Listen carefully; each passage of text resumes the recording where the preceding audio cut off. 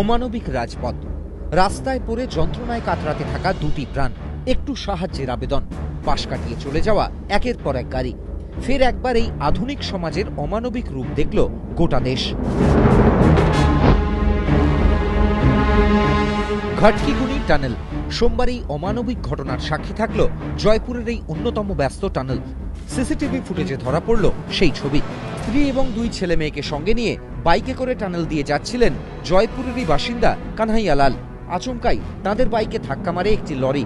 Bike থেকে ছিটকে পড়ে যান চারজনই। সেই অবস্থায় লরিটি কানহাইয়ালালের স্ত্রী ও মেয়েকে পিষে দিয়ে পালিয়ে যায়। এরপরই শুরু হয় যন্ত্রণার নতুন অধ্যায়। যন্ত্রণায় কাতরাতে থাকা স্ত্রী এবং মেয়েকে হাসপাতালে নিয়ে যাওয়ার জন্য একের পর এক গাড়ির কাছে আবেদন জানাতে থাকেন কানহাইয়ালাল, কিন্তু সাহায্যের জন্য কেউই এগিয়ে আসেননি।